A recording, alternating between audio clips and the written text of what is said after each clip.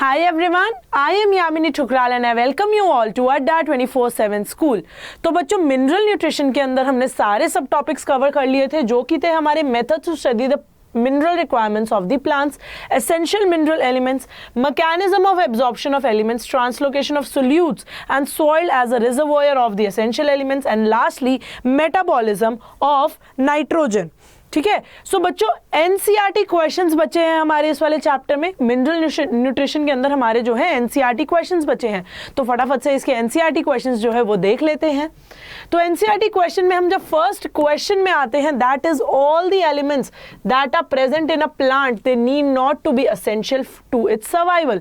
Comment, जितने भी elements जो है प्लांट के अंदर होते हैं जरूरी नहीं है कि सारे के सारे उसके सर्वाइवल के लिए जरूरी हो, इस पे हमने कमेंट करना है। So most of the mineral elements which are present in the soil they enter the plant by the roots, ये हमने देखा था।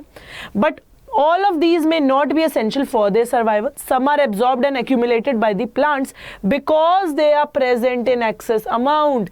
क्योंकि पैसिवली भी जो है रूट हमारे न्यूट्रिएंट्स को एब्जॉर्ब करती है, तो अगर सॉइल के अंदर वो एक्सेसिवली प्रेजेंट है तो वो रूट के अंदर एब्जॉर्ब हो जाएंगे। बट जरूरी नहीं है कि वो एलिमेंट्स प्लांट के लिए जरूरी हों, प्लांट की ग्रोथ के लिए जरूरी हो, ऐसा जो है जरूरी नहीं है। तो hence we have prove the statement, है ना, हमने स्टेटमेंट जो है प्रूव कर दी है। For example the plants which are growing near nuclear test sites they take up strontium even though it is not required by them, so thus an essential element that is necessary for supporting the normal growth and reproduction. Its requirement, it must be specific, that its deficiency cannot be met by supplying other element। तो हम तब तक उसे essential नहीं बोलते जब तक उसके बिना में प्लांट की ग्रोथ को कोई हैम्पर ना हो, प्लांट की ग्रोथ को कोई हैम्पर ना हो। and it must be directly involved in the metabolism of the plant। it should be involved in the metabolism of the plant, in the life processes of the plant and in the growth of the plant। Next question, why is a purification of water and nutrient salts so important in studies involving mineral nutrition using hydroponics? तो hydroponics जब हम लोग study करते हैं, so why is this purification of water and nutrient salts so important which involves mineral nutrition? So impure water and salts they contain a large number of soluble minerals। जब हम लोग impure minerals water और salts को देखते हैं, they contain a number of soluble minerals और बहुत सारी impurities होती हैं। When such water and salts they are used as solution culture for growing plants, the hydroponics, then the impurities they will interfere with the experiment and they will not give the result, correct result, accurate result नहीं आएगा कि कौन सा mineral element essential है। So therefore the purified water with the defined mineral nutrients they are used in the hydroponics। Next question, explain with examples macronutrients, micronutrients, beneficial nutrients, toxic elements and essential elements। हमने ये सारे के सारे जो हैं इनका एक ब्रीफ डिस्क्रिप्शन देना है। मैक्रोन्यूट्रिएंट्स जैसे कि इसका नाम बताता है, macro means large, that is they are required in the large amounts, so those elements which are generally present in plant tissues in large amounts, that is in excess of 10 millimole inverse kg of dry matter that are involved in the synthesis of organic molecules and the development of the osmotic potential, they are known as the macronutrients या फिर macro elements बोलते हैं। वो molecules जो कि बहुत ही ज़्यादा amounts में plants के अंदर मौजूद है and they are involved in the synthesis of the organic molecules and in the development of the osmotic potential। Example क्या होगा हमारा, carbon, hydrogen, oxygen, nitrogen, sulphur, potassium, calcium and magnesium. Calcium तो हमारा structural element होता है इन the plants, है ना। Next हमारा आता है माइक्रो न्यूट्रिएंट्स। मैक्रो का मतलब था बिग, माइक्रो का मतलब क्या है हमारा, small. So those elements which are required by the plants in a very small amounts, है ना, ठीक है। So these are known as micronutrients, micro elements. For example iron, zinc, manganese, boron, copper, molybdenum, chlorine and nickel. So these elements they are mostly involved in the functioning of the enzymes as the cofactor of the metal activators। They act as cofactors, मतलब ये enzyme की activities को enhance करते हैं। Then beneficial nutrients, those elements which are required by the higher plants along with the macro and the micronutrients, they are known as the beneficial nutrients. Example, cobalt, silicon, sodium and selenium. इसके एक दो examples भी आप लोग याद रखेंगे, that will be more than enough. एक दो एग्जाम्पल्स भी याद रखेंगे, that will be more than enough. Then आते हैं हमारे toxic element. Any mineral element if supplied to tissue in such concentration that reduces the dry weight, that is known as a toxic element. अगर हम लोग जो है किसी mineral element को प्लांट के अंदर सप्लाई कर रहे हैं और प्लांट उसके अगेंस्ट में क्या हो रहा है, उसका ड्राई वेट जो है हमारा कम हो रहा है, ड्राई वेट जो है प्लांट का कम हो रहा है, then that element it is known as the toxic element. Example, the manganese toxicity, which leads to the appearance of brown spots surrounded by the chlorotic veins. तो इसमें क्या होता है, brown spots appear होते हैं और उसके आसपास chlorotic veins हो जाती हैं. So excess of manganese induces the deficiency of iron, magnesium and calcium. Next हमारे आते हैं क्या, एसेंशियल एलिमेंट्स, जो कि लिविंग ऑर्गेनिजम्स को या फिर प्लांट्स को रिक्वायर्ड होता है for the normal functioning and the normal growth, development, maintenance, metabolism.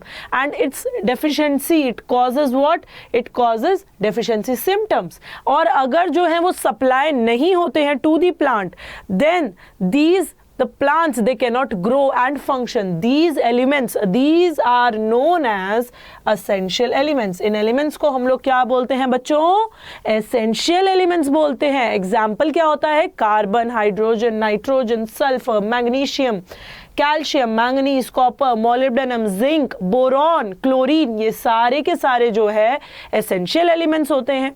तो हमने देख लिया मैक्रोन्यूट्रिएंट्स, माइक्रोन्यूट्रिएंट्स, बेनिफिशियल एलिमेंट्स, हमारे toxic elements and essential elements. ठीक है, आई एम श्योर अब आपको जो है इनके बीच में डिफरेंशिएट करने में बहुत ही आसानी हो गई होगी. Then potassium plays an important role in opening and closing of stomata, so it is an essential element. Protein synthesis में हेल्प करता है. मैग्नीशियम जो है क्लोरोफिल के अंदर मौजूद है. फॉस्फोरस एटीपी के अंदर है. Magnesium is an activator of both राइबोलोज bisphosphate carboxylase oxygenase and the phosphoenol pyruvate. Zinc जो है एक्टिवेटर है of the alcohol dehydrogenase and molybdenum किसका एक्टिवेटर है, of the nitrogenase, which is in the presence of nitrogen metabolism. Next question, name at least 5 different deficiency symptoms in plants. हमने जो है at least 5 deficiency symptoms बताने हैं. Describe them and correlate them with the concerned mineral deficiency. कौन से हमारे deficiency symptom है, सबसे common होता है yellowing of the leaves, that is chlorosis. So it is the loss of chlorophyll which leads to basically yellowing of the leaves, and this is because of the deficiency of nitrogen, potassium, magnesium, sulfur and iron etc. तो ये कुछ elements हैं, इनकी deficiency से हमारा chlorosis होता है. Next है हमारा necrosis. Chlorosis is the yellowing of the leaves. फिर आता है हमारा necrosis, which is the killing or the death of the tissue, particularly leaf, which is known as necrosis. And this is caused because of the deficiency of calcium, magnesium, copper and potassium. ठीक है, फिर आता है हमारा whiptail disorder, which is the degeneration of the lamina but not of the petiole and the midrib. So it is caused by the deficiency of the molybdenum, which is MO. Next हमारा आता है dieback disorder. It is the killing of the shoot apex, that is stem की tip की जब killing हो जाती है और यंग लीव्स जब है मर जाती हैं, that is dieback. And this is because of the deficiency of potassium and copper. And last आता है हमारा लिटिल लीव डिसऑर्डर, जैसे कि इसमें क्या होता है, हमारी small size leaves are formed because of the zinc deficiency. तो पांचों के पांचों हमने जो है देख ली, chlorosis, necrosis, whiptail disorder, dieback disorder and little leaf disease. Next question, if a plant it shows a symptoms which could develop due to the deficiency of more than one nutrient, how would you find out experimentally the real deficient mineral element? अब एक plant को कोई बीमारी है और वो बीमारी एक मिनरल की नहीं, बहुत सारे मिनरल्स के साथ हो रही है, तो हमें कैसे पता चलेगा कि कौन सा रियल डेफिशिएंट मिनरल एलिमेंट है? So deficiency symptoms, they are first studied by means of pot and culture experiment. Rapidly growing plants which develop characteristic symptoms, they are used in the culture experiments. So they are known as test or the indicator plants. They are then grown in the soil under the test in small pots. The results, they are compared to know the deficiency elements. So similar tests, they are performed with the selected crops. So हम जो है ये वाला जो हमारा disorder deficiency symptoms है, ये हम कैसे करते हैं? बाय दी टेस्ट और the indicator plants in the pot and culture experiment. तो उससे हमें पता चल जाएगा कि कौन से मिनरल एलिमेंट की डेफिशिएंसी की वजह से जो है मेन डिसऑर्डर कॉज हुआ है. Next question, why is it that in certain plants deficiency symptoms they appear first in younger parts while they do so in mature organs? So the parts of the plants that show the deficiency symptoms, they depend on the mobility of the element. जो parts of the plants जो हैं जो deficiency symptoms show करते हैं, it is because of the mobility of the element in the plant. For elements that are actively mobilised in the plants, they are exported to the young developing tissues and the deficiency symptoms they tend to appear in the older tissues. जब older tissues senescence की तरफ जा रहे होते हैं तो younger tissues की तरफ में जो है मोबिलाइज कर देते हैं सारे के सारे elements except for calcium. So for example, the deficiency symptom of nitrogen, potassium and magnesium, they are first visible in the senescent leaves. फिर उसके बाद में in older leaves, the biomolecules containing these elements, these are broken down. ये elements जो है फिर mobilize हो जाते हैं to the growing leaves and to the younger leaves. So the deficiency symptoms, they tend to appear first in the young tissues. Whenever the elements they are immobile, for example the calcium is immobile, ठीक है. So elements like sulfur and calcium, they are a part of the structural component and they are not easily released.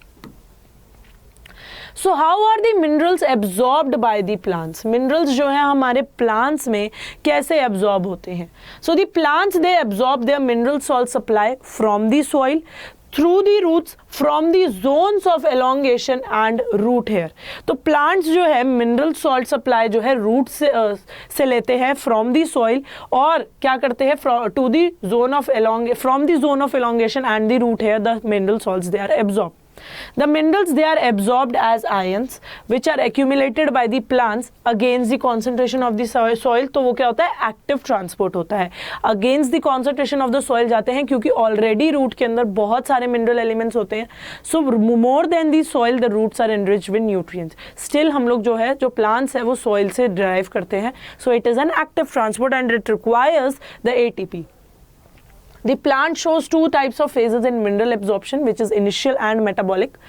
Initial phase के अंदर क्या होता है? Rapid uptake of ions होता है in the outer free space, that is the apoplast, जो कि जिसके अंदर क्या होता है? जिसके अंदर intercellular spaces होती हैं, cell walls होती हैं, ठीक है. जो ions absorb होते हैं in the apoplast, वो exchangeable होते हैं, they are freely exchangeable. For example, replacement of unlabeled potassium ions with the labeled potassium ions. So metabolic phase के अंदर क्या होता है? आयंस जो है वो पास करते हैं into the inner space that is in the symplast pathway और वो जो है साइटोप्लाज्म और वैक्यूल के अंदर जाते हैं. The ions they are not freely exchangeable there and they are not freely exchangeable with the external medium.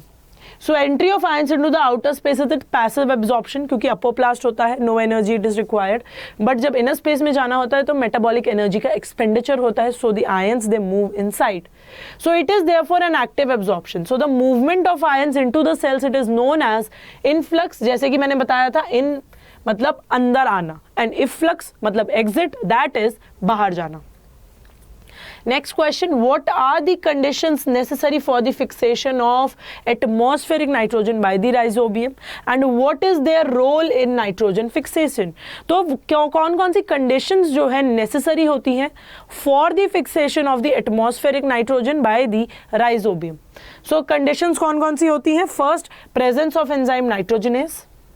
A protective mechanism for the enzyme of nitrogenase against oxygen, that is the leg hemoglobin. Then a non-heme iron protein ferredoxin as an electron carrier. Then the hydrogen donating enzyme that can be pyruvate, hydrogen, sucrose, glucose, etc. A constant supply of ATP it is required. Presence of thiamine pyrophosphate, coenzyme A and inorganic phosphate and magnesium as cofactors. Cofactors की ज़रूरत होती है. Presence of cobalt and molybdenum. A carbon compound for trapping the released ammonia. तो ये सारी जो है हमारी बेसिक कंडीशंस रिक्वायर्ड होती हैं for the rhizobium to fix the atmospheric nitrogen. So अब राइजोबियम का क्या रोल प्ले होता है nitrogen fixation? So in the process of biological nitrogen fixation by the free living and the symbiotic nitrogen fixing bacteria, the dinitrogen molecule it is reduced into ammonia. N2 जो है वो reduce होता है into ammonia by the addition of, तीन बारी जो है addition होता है ऑफ दी, तीन बारी रिड्यूस होता है ऑफ रिड्यूस होता है ये atmospheric nitrogen to convert into ammonia. जो पायरुविक एसिड है it mainly serves as an electron donor, but in some cases hydrogen, sucrose, glucose ये भी जो है ये इलेक्ट्रॉन डोनर की तरह काम कर सकते हैं। तो लेग्यूमिनस प्लांट्स के अंदर जो ग्लूकोज 6 फॉस्फेट मॉलिक्यूल होता है वो सबस्ट्रेट की तरह एक्ट करता है to donate hydrogen. So the overall process it occurs in the presence of enzyme nitrogenase, nitrogenase की प्रेजेंस में होता है, which is active in the anaerobic condition। तो इसको ऑक्सीजन से बचाना होता है, तो इसके अंदर नोड्यूल के अंदर क्या होता है, उसके अंदर लेग हीमोग्लोबिन मौजूद होता है। So the enzyme nitrogenase it consists of two subunits, which is a non-heme iron protein that is dinitrogen reductase and an iron molybdenum protein which is MOFE protein dinitrogenase। So जो हमारा iron protein होता है it acts with the ATP और reduce करता है molybdenum iron protein which then converts atmospheric nitrogen into ammonia। Ammonia जो है directly it is taken up by the host और it is converted to nitrates and then to nitrites by the nitrifying bacteria, first the nitrosomonas. Clear? कैसे हमारा atmospheric nitrogen it is fixed into ammonia. Next question, what are the steps involved in the formation of the root nodule? बहुत ही easy है। Root nodule formation क्या होता है? It requires a sequence of multiple interactions between rhizobium and the roots of the host plant. So main stages क्या होते हैं? सबसे पहले राइजोबियम बैक्टीरियम जो है रूट हेयर के पास में डिवाइड करता है, कॉलोनाइज करता है और get attach to the epidermal and the root hair cells. ये देखो, उसके बाद में जो रूट हेयर सेल्स है in their defence they curl और बैक्टीरिया जो है they invade the root hair cells. The infection thread it is produce जो कि बैक्टीरिया को इनर कॉर्टेक्स के अंदर ले जाता है। The bacteria it get modified into rod shape bacteroids और इनर कॉर्टिकल और पेरी साइकिल वाले जो सेल्स हैं उनको डिवीजन करवाता है। Division and growth of the cortical and the pericycle cells वो क्या करते हैं? नोड्यूल फॉर्म करते हैं। It establishes a direct vascular connection with the host for the exchange of the nutrients. तो ऐसे जो है हमारा रूट नोड्यूल फॉर्मेशन होता है। So the nodule it contains all the necessary biochemical components such as the enzyme nitrogenase, leg hemoglobin। तो nitrogenase क्या करता है? It catalyzes the conversion of atmospheric nitrogen into ammonia which is the first stable product of the nitrogen fixation। Last question पे आते हैं, which of the following statements are true? If false then correct them। First, boron deficiency leads to stout axis। Boron deficiency जो है stout axis करती है, this is true. Next question, every mineral element that is present in a cell it is needed by the cell. No, it is false. सिर्फ essential elements, essential mineral elements जो होते हैं वो required होते हैं bye the cell, बाकी सारे waste होते हैं। So every mineral element that is present in a cell it is not needed by a cell. Next, nitrogen as a nutrient element it is highly immobile in plants. False. False. The nitrogen as a nutrient element it is highly mobile in the plants। किसके form में जाता है? Ammonia के form में जाता है या फिर नाइट्रेट्स की फॉर्म में जाता है। It is very easy to establish the essentiality of micronutrients because they are required only in trace quantities। False। essentiality के कुछ क्राइटेरियाज होते हैं, कुछ क्राइटेरियाज होते हैं जो कि मीट करने होते हैं in order to become an essential element। तो बच्चों ये थे हमारे NCERT questions of the mineral elements. अगर आपको मेरा लेक्चर अच्छा लगा है तो लाइक करना है, शेयर करना है, सब्सक्राइब करना है अड्डा 24/7 स्कूल के चैनल को। ऐसे ही जुड़े रहे अड्डा 24/7 के साथ for other videos as well. Thank you.